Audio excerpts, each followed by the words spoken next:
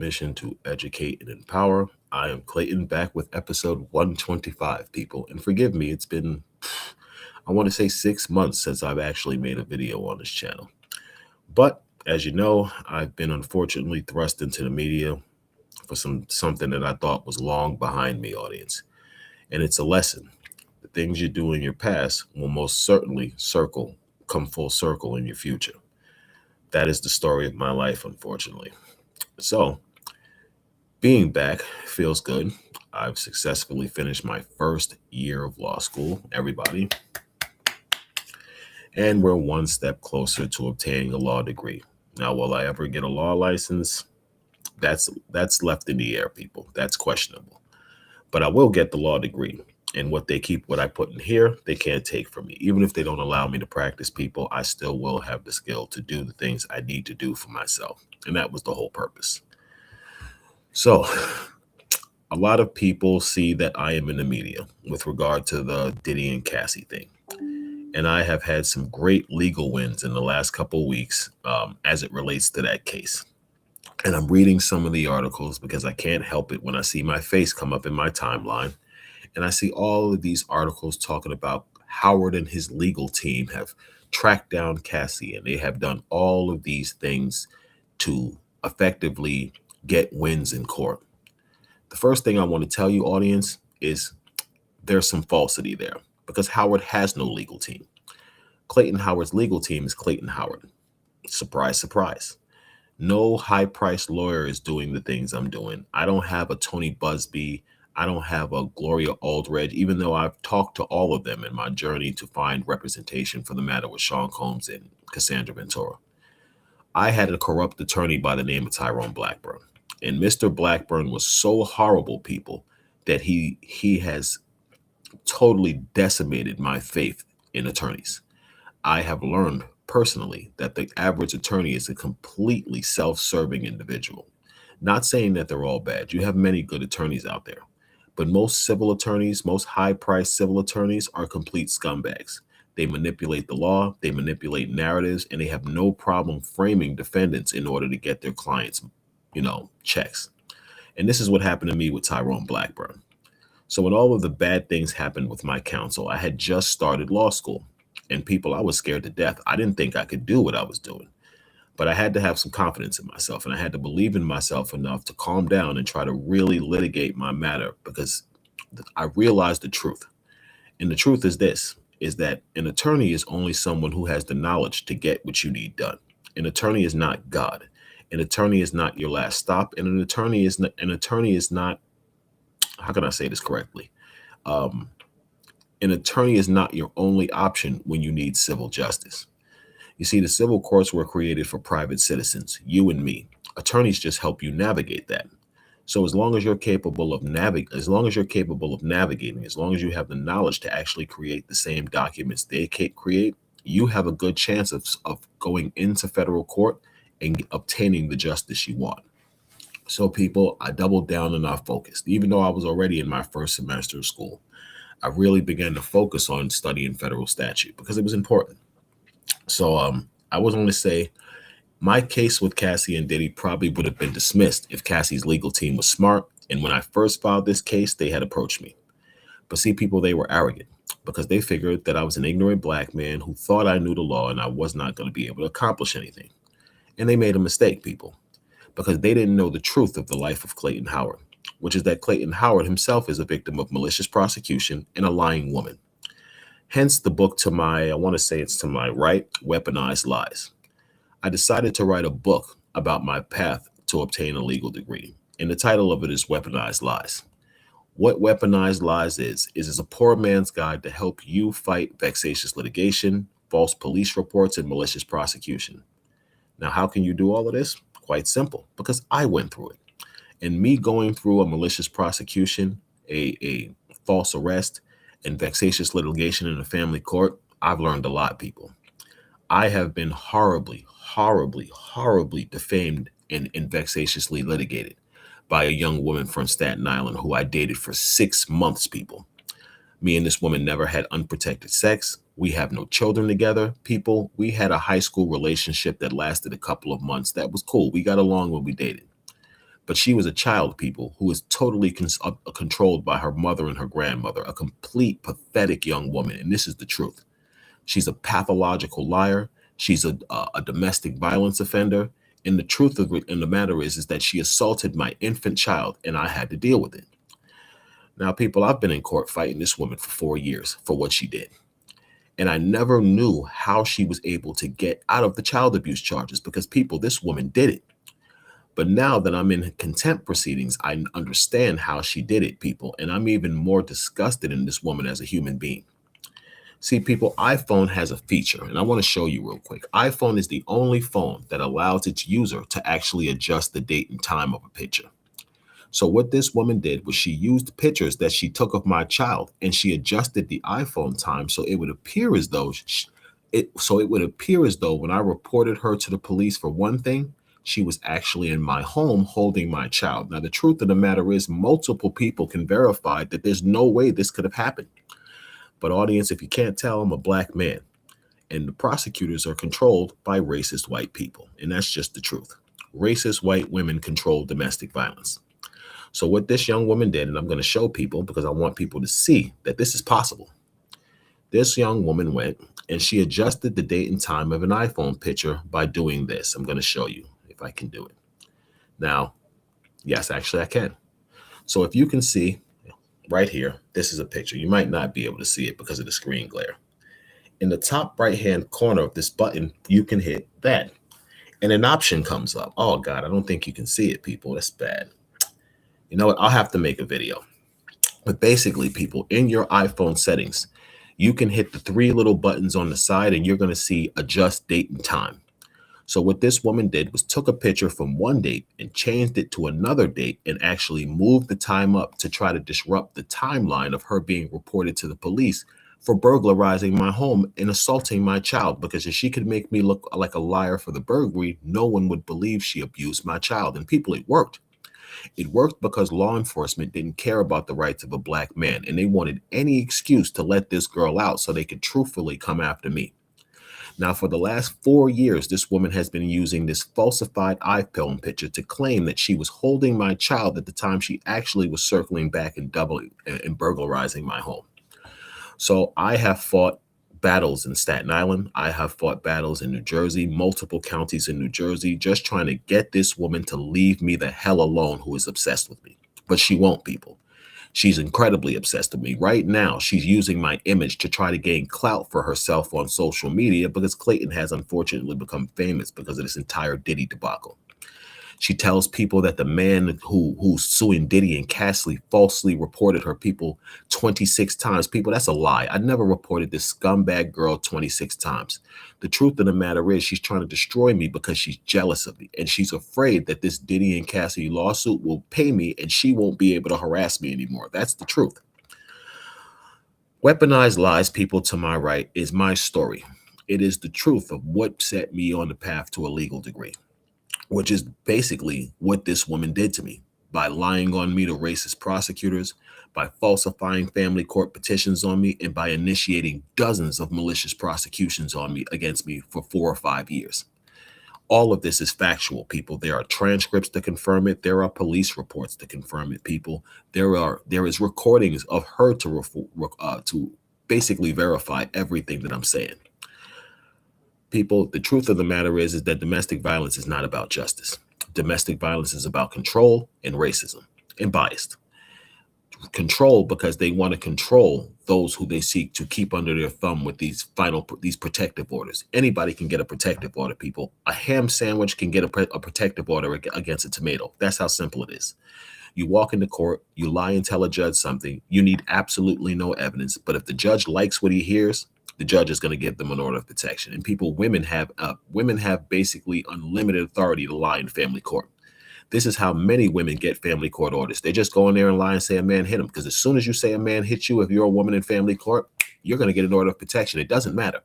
Now, you don't have to have any proof. You just have to say it, people. And you saying it is enough for a judge to give these women orders of protection. And people, I totally feel that's a due process violation. Because these women should have to substantiate that they've been assaulted, but judges don't make them do it. Now, the worst part about that, people, is they grant these order of protections to these women without any consideration. And it disrupts the lives of the people they do it to, because you have to now go to court for 6 months to a year to disprove those allegations. Now, once you disprove those allegations, you would think that the system would grant you justice. You would think that the system would prosecute the person who falsely reported you. But people, it doesn't work like that. See, what the system does is the system lets these women off. It lets these women off without marking their credibility for what they have done. So they're able to do it again. Now, people, I can verify this again, because this is why I keep coming back to court with a woman who is obsessed with me.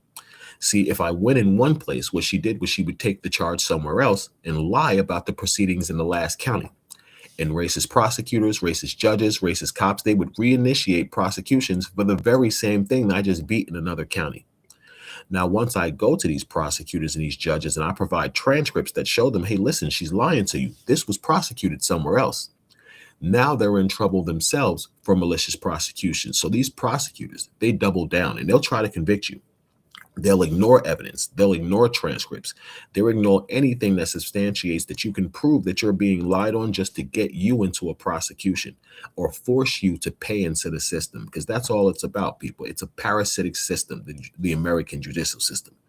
All it does is feed off of the weak, the poor, and the ignorant. And that's the truth.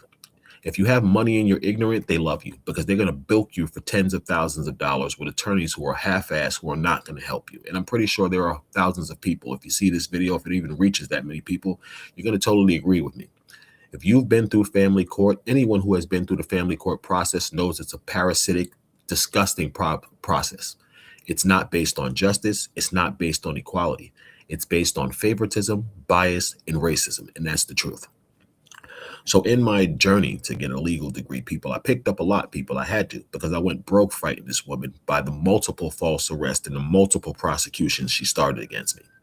She began using the Staten Island District Attorney's Office as her tool of revenge against me.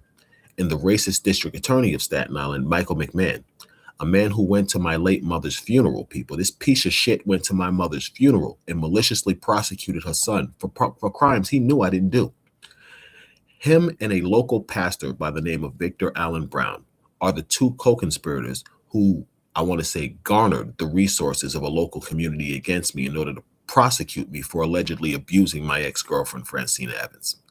Now, the truth was, I had known Pastor Victor Brown for 30 years. Pastor Victor Brown knew I never assaulted my ex-girlfriend, definitely ex-girlfriend. He knew I never abused my mother. He knew the things that I was being publicly accused of were false. But see, this scumbag pastor had to keep his reputation intact once I was able to prove that this young woman was lying. So what he did, which is like most scumbags do, is he doubled down in his position. And he allowed this young woman to go into a church and defame my mother in front of hundreds of people. People, that was wrong. And in my journey trying to become capable of fighting this, because first I was really angry, I focused more on acquiring the legal skills to hold these people accountable. And I've been rather successful, people.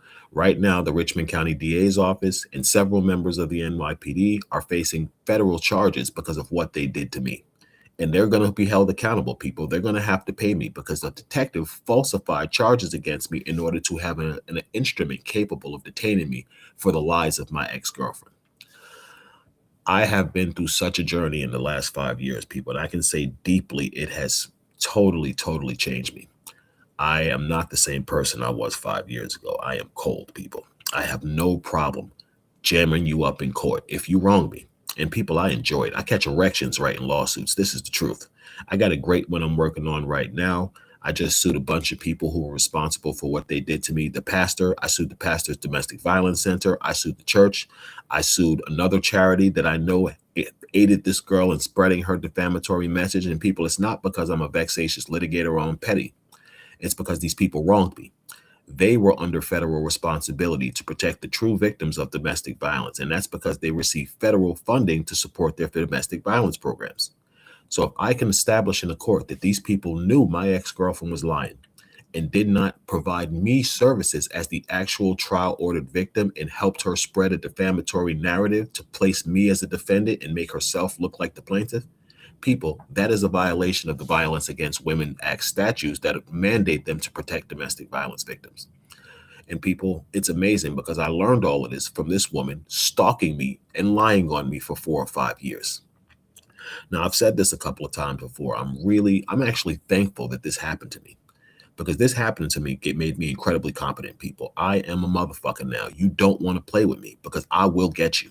And I'm not threatening anybody, but if you lie on me, if you falsify information, if you spread false lies, people, I'm going to jam you up in court and I'm going to win, because I can prove the things that this woman was spreading about me was false.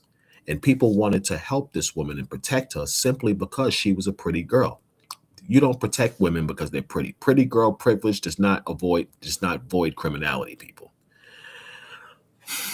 I got a 4-year-old daughter, and I haven't seen my daughter in probably a year.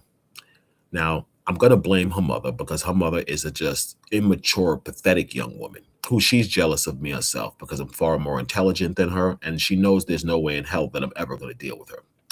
Instead of her focusing on her child, she's mad her child's father doesn't want her. So she, like most Black women who can't have the men they want, decided to lie on me to the family court.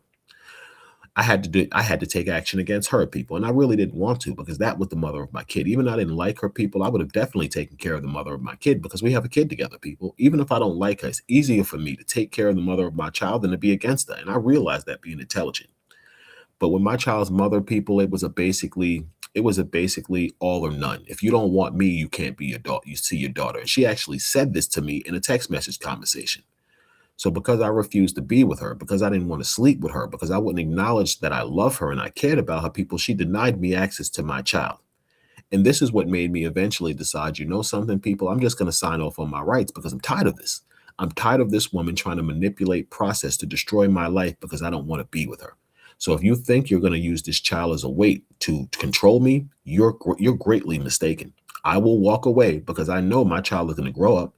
She's going to want to know who her father is. All kids want to know who their father is. And eventually my baby will come around and she'll see her father is popping, her father is successful, and she'll wonder why her mother's a loser and what happened. And then hopefully she'll have the intelligence to read the transcripts and the things I have and learn the truth, which is that her mother was so jealous of her father, she destroyed her relationship with her father, because that's the truth of my situation. And I believe in God. I believe in God, people, and I believe God will provide me that justice. Bitter women are the biggest problem in domestic violence, because bitter women allow their emotions to control them other than the fact of what's right and wrong. And this is why a lot of people suffer when they into situations like this, because you're not dealing with logical people. You're dealing with people who are acting off of emotions like anger and jealousy and bitterness. And people who act off those emotions are not able to be negotiated with. You have to destroy them. And that's the truth.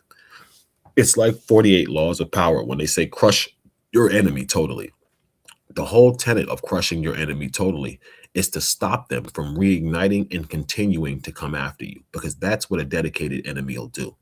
A dedicated enemy that you don't put out with water, if you leave one smidget of smoke or ash coming out of that pile, they will ignite the flames of revenge and they will come after you. And I can personally tell you this because it's happened to me for the last 5 years. I have beaten my ex-girlfriend and my child's mother multiple times in family court, but these women, because the courts won't hold them accountable for perjury, they just go to other courts and lie again. People, the mother of my child is so horrible. She tried to lie and say I date raped her 2 years before I met her. And I met her, and people, I can prove the year I met this woman. But she was so desperate for something to tell the family court, she tried to lie and say I slipped a drug in her drink 2 years before I met her and date raped her. People, if my mother didn't die and I wasn't high this night, I would have never slept with this little roach. That's the truth. And I don't even want to insult her, but people, the fact of the matter is she has created the dislike I have for her by what she's done to me, people. Because honestly, the mother of my child was horribly wrong. She doesn't even love her daughter enough to tell the truth about the woman who assaulted her child, because the mother of my child could easily stop my ex-girlfriend. She knows her daughter was home the day my ex-girlfriend falsified these pictures. But she hates the child's father because the child's father doesn't want her. And like a basic bum-ass, ignorant, vicious Black woman, this is what she's going to do. She's going to lie on her fellow Black man to have me maliciously prosecuted, because she knows the greatest enemy of Black men are the police and law enforcement. The things that she can't do to me, law enforcement will do. All she has to do is lie and tell them I did something, and they're going to come after me regardless of the fact if I did it or not, just to arrest me and get a case. Now, people, the case is bullshit. You get me arrested, I get out the next day. That's how stupid she is, people. But it's just it's the satisfaction of saying, yeah, I got him arrested, that this woman wants. Now, if I had been an ignorant guy, like a lot of guys out there who go through these domestic violence situations who are too lazy to read and study people, it might affect me. But again, people, I have learned civil process. I know I just got at least an A minus in my civil procedure class. People, I'm very good at drafting lawsuits. So now, people, if the cops try to arrest me for a baseless crime, I'm gonna let you arrest me. And then I'm gonna immediately file a lawsuit against you for malicious prosecution and violating my Fourth Amendment rights. And a false arrest is between $50 and $100,000. All she's gonna do is keep getting me down payments on properties every time she files a false police report, and the NYPD is stupid enough to pick me up. The sad part is I have a child by this woman, audience, and I didn't want to go to war with her because I love my daughter. And I realized that in order to take care of a child, it takes two parents working together, not one. But when you have one parent who is so jealous and bitter of another, proper co-parenting is impossible. You can't do it. You can't co-parent with someone who's jealous of you and wants you to be with you. And it doesn't matter what you do, people. The only way you can work with someone who wants to control you is to give them the control they want. And I couldn't do that. So I've been fighting these battles with these women for years, Black women who are who historically abuse process to destroy their own men. And in the course of those legal battles, in the course of those losses, in the courses of those wins, people, I have compiled a compilation of useful advice that I now put in my new book, Weaponized Lies. People, I wish I had found a book like this when I began going through this, that could simply explain to me the things I could do to take care of the problems I have, because many people need to know how to stop malicious prosecution and stop false police reports. You can actually probably stop them in the beginning if you're smart enough. But the longer you let it go, like when someone lies and get a protective order on you and you get angry and you go after them or you say things about them, all they're going to do is try to use that protective order to make more criminality on you, because now they have the legal order to get you arrested. It only takes them going to the police to lie on you and get a report, and racist or biased police officers coming after you for that order of protection. And believe me, audience, if you're a minority man and a woman lies on you and she gets an order of protection through the family court and then she goes to the cops and lies on you again, you're going to jail. The police are not going to investigate it. They're going to take that woman at her word, whatever she said, without any evidence, and they're going to arrest you. Now, in contrast, if you're a man with an order of protection and you do the same thing, you're going to have a hell of a time getting a woman arrested, because the police don't want to arrest women off of order of protection. They want to arrest men, minority men, broke men. They need to get men into the system because we pay out more than women. Men are the product of the judicial system, not women. Women's prisons are a margin, a fraction of what men's prison is. And I think it's unfortunate, people. I think it's unfortunate that any male has to go through this when women decide to lie on you, falsify police reports. And let me be even more clear, because it's not just women. Men do it to women too. Men totally do it to women. But the point of malicious prosecutions and vexatious litigation is to harm a party. So if it's determined that someone is lying and doing things like this to harm you, they should be prosecuted. But many times they're not, people. And they're not because of, I want to say, draconian racism and bias in these law enforcement processes. And that's wrong. So I tried to figure out what's the best way I could help the most people. And many people may remember that I used to make these videos every day. But I didn't think the impact was having the effect I had, because, again, my ex-girlfriend was attacking my videos, which were actually advocating about the things she was legitimately doing to me, which is the truth, people. I find it so funny how a woman can be raped and she can talk about her raper, or a woman can be abused and she can talk about her abuser. A woman can be robbed and she can talk about the person who robbed her. But if a man is vexatiously litigated, if he's falsely reported, if he's maliciously prosecuted and he talks about it, the woman claims it's harassment. It's not harassment when someone's telling the truth about things you did to them. What's called is them trying to stop you from doing the things you did to them.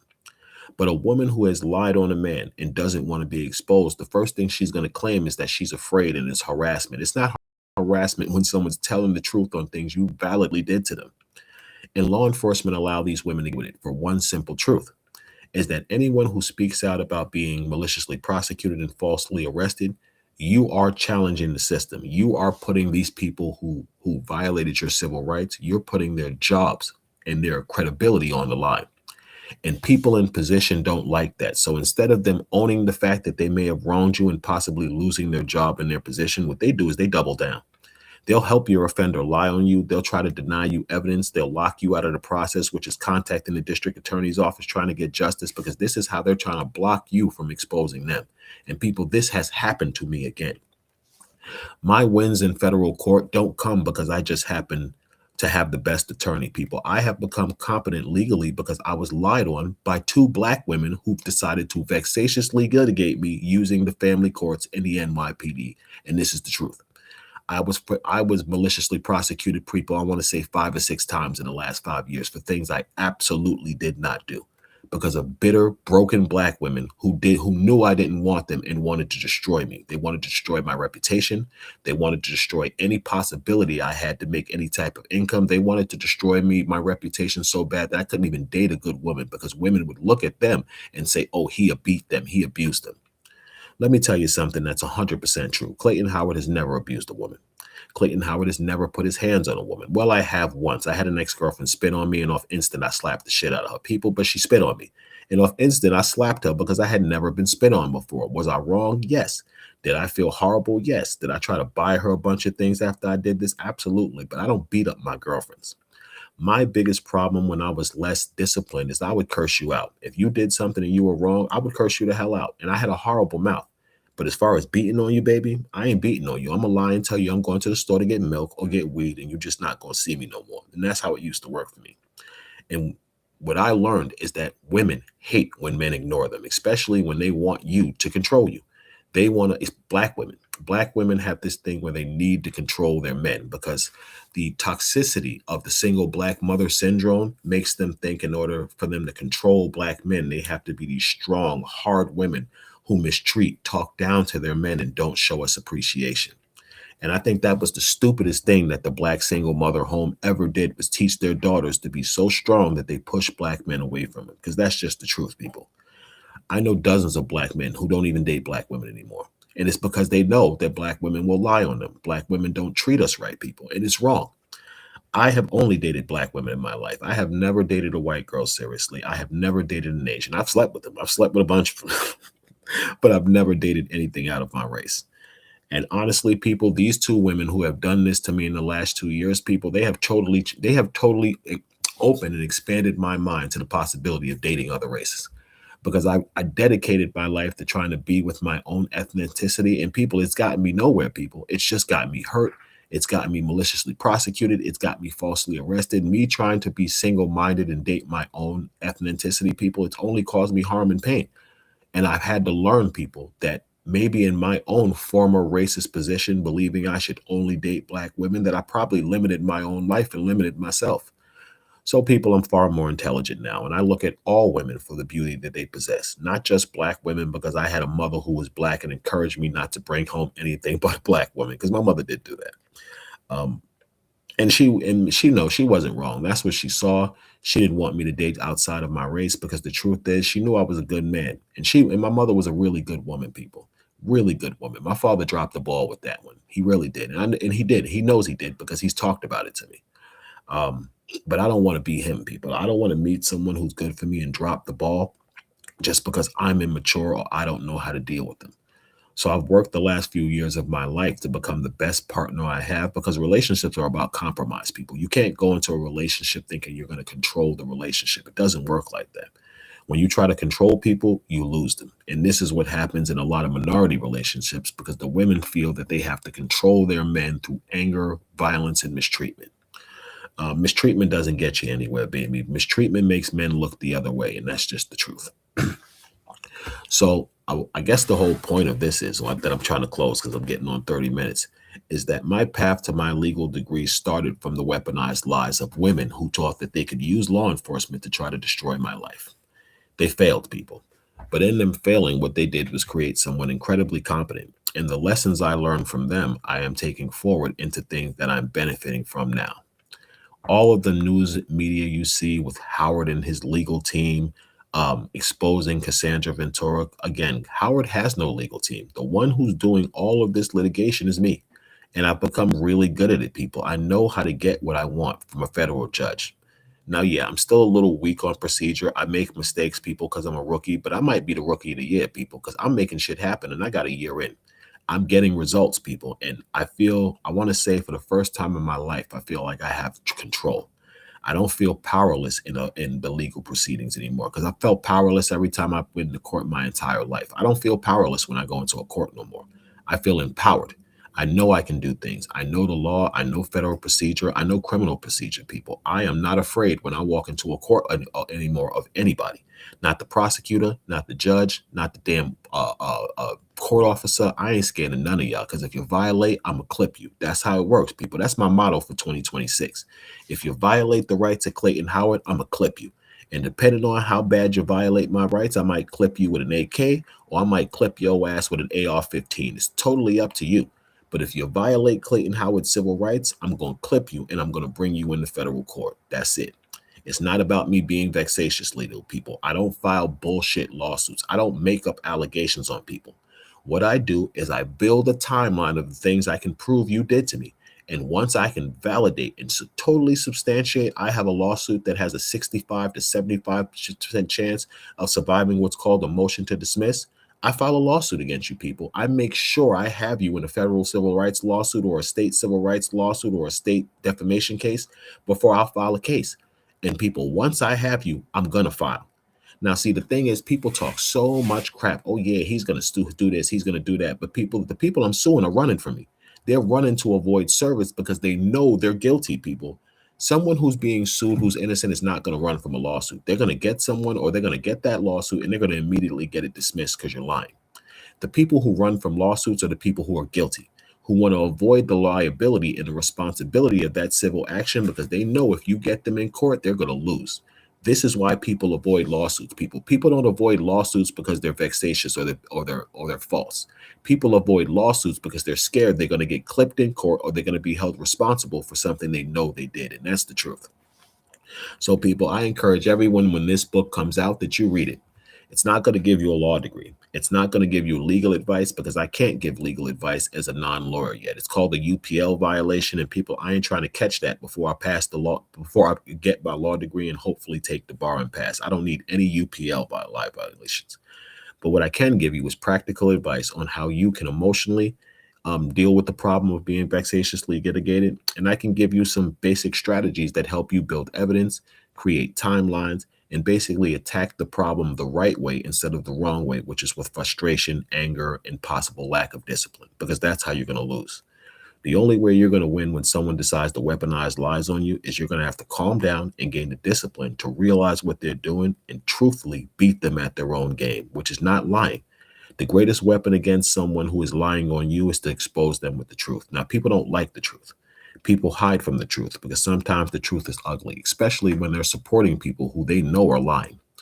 Again, people in position who support liars don't just do the right thing when they realize people's lying, because now their position is in trouble.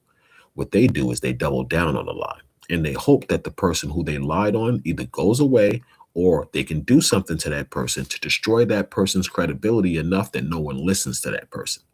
And again, people, I know this because it was done to me. I won an order of protection against my ex-girlfriend. What Staten Island did was fabricate reports on me using stale police reports from a year prior to this woman's report, and then they falsely arrested me for it. Once they falsely arrested me, they publicly supported this woman in her narrative to lie and say that I did things to her. Now, people, I never did it. And unfortunately, well, not unfortunately for me, but unfortunately for them, they were forced to drop my charges. And this was the basis of the current civil action that is before the Federal Eastern District of New York, where I am seeking to hold the detective who falsified a complaint against me, the detective who helped this girl frame me, multiple advocates who lied to me about the enforceability of a nationally protected order of protection, and a prosecutor who ignored what's called exculpatory evidence to still prosecute me, which is a Brady violation pursuant to Brady versus Maryland. People, I used what's called the Monell Doctrine, which is a statute, a case from, I believe it was the 70s, where single women who were being forced to take early leave because they were pregnant sued the city of New York, claiming that the city had a policy in effect that was unfair and violated the civil rights of these women. Now, ultimately, this case went to the Supreme Court, and the Supreme Court ruled that this was possible. And what it created was the doctrine of Monell, which gives you the ability to hold a municipality accountable for the actions of their employees. So based on the Monell Doctrine, Section 1983, Section 1985, and Section 1986, I sued the NYPD and the Richmond County District Attorney's Office for about $5 million, which I'm pretty deep in the litigation, and they've made a settlement offer on already. I'm just trying to decide if I'm going to take it. Now, again, people, this was not easy. It took me years to become this competent where I'm able to effectively litigate in federal court. But people, I'm grateful, because if I had never gone through the things that I had gone through with being maliciously prosecuted on Staten Island, I would never have been as competent to do this when it came time to sue Diddy and Cassie. Because people, I understand federal court because of what happened with my ex-girlfriend and me fighting the injustice that happened to me on a small borough of Staten Island, where a racist district attorney and racist prosecutors and biased black women decided to maliciously prosecute me for the lies of a local woman they thought was pretty. People, I've been through this already. The Cassie situation, that's nothing, people. The prelude to my Cassie situation is what happened to me on Staten Island, how they framed me, how they maliciously prosecuted me, how they tried to set me up for things they knew I didn't do. This is how I understand victim rights so well. This is why I understand the Crime Victims Prevention Act. This is why I understand New York state law and crime victims' rights. This is how I understand New Jersey law and crime victim rights, because my rights were violated as the victim of a crime because I was a black guy. Now, again, people, I wish I had a book like this when it happened to me. God, I wish I had a book like this when it happened to me, because I know I would have better hair and I would have had far less stress, people. But I didn't.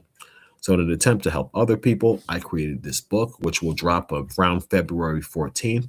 And I make these videos, people. I make these videos and I created this book because I really hope something I'm saying in these videos help people, just like something I heard in a video many years ago helped me become a better person. Because the only way you're going to beat the people who lie on you is to become smarter than them, or just as smart as them that you can fight fair. You're not going to walk into the ring with Floyd Mayweather and win. No, it's going to take a lot of training. It's going to take a lot of practice. It's going to take a lot of actual fights in order for you to gain the practical knowledge and the experience and skill to fight a Floyd Mayweather and win. You're not going to walk into an arena with a trained MMA fighter and beat them up. That's not going to happen. You need training. And people, I realized that I need training in order to beat the people who were doing what they were doing to me, because I was a black man with a past. Black women past, we don't have the same rights as normal people. It doesn't matter how hard you work to become a good person, people. People don't care. They're going to constantly bring back the things that happened with you dozens of years ago just to discredit you and make you look like you're just less than what you are. Right now on social media, I'm being called a gigolo and a prostitute. People, I'm neither of those. I was a New Jersey contractor for the last 8 years, and now I'm in law school, and I'm still doing the same thing, which is not being a man whore, people. My man whore, I want to say, my man whore tenure truthfully lasted less than a year. People, it wasn't for me. I don't like being told what to do by people I don't know. The only reason I want to say that my experience with Cassie and Diddy extended so long is because I was good in bed and Shorty liked me. So she kept calling me, coercing me back into the relationship with my promises, of money and gifts, and basically just pressure and coercion that I ultimately fell into, and just seeking to, I want to say, truthfully speaking, just to stay on their good side. Once I found out who he was, people, yeah, I played the game. I didn't want to piss Diddy off. I didn't want to piss Cassie off. So once I realized who they were, yeah, I kept going when they called me, because who wants to piss off a guy with money who is known for disappearing people? No, people, Clayton's smarter than that. Clayton knows how to keep relationships good so people don't think he's a problem. And that's what I had to do for 6 or 7 years. A lot of people talking about, oh, I wish I was you. People, you don't wish you was me. Just because Cassie's a beautiful woman doesn't mean the schmex was good. It doesn't. But just because I was paid for the encounter, people, doesn't mean that, it was something that benefited me. People, it didn't. It's come back to full circle, destroy my life. And you know why it came back full circle, destroy my life? Take a guess. Because of the lies of a bitter woman. See, the truth is that Cassie lied on Diddy. He did beat her, but she lied about all of those encounters because she was a bitter ex-girlfriend who went broke, who wanted to get even with the man who hurt her. So she lied about the things that happened. She lied about her own participation in those sexual setups and how she manipulated dozens of men to come in. Because the truth is, she knew Diddy was such a hated black man in the eyes of law enforcement that all she would have to do is lie. That would start the investigation. And unfortunately for Diddy, he was a scumbag. Once the investigation started and they started pulling the skeletons out the closet, people, it was easy to bring Diddy into court. Diddy was not falsely prosecuted. He was maliciously prosecuted. And there's a difference, people. You can be guilty and be maliciously prosecuted. And how that happens is because instead of the prosecutors telling the truth to convict you, what they do is they alter the narrative and they change the story enough to protect other people while they come after you.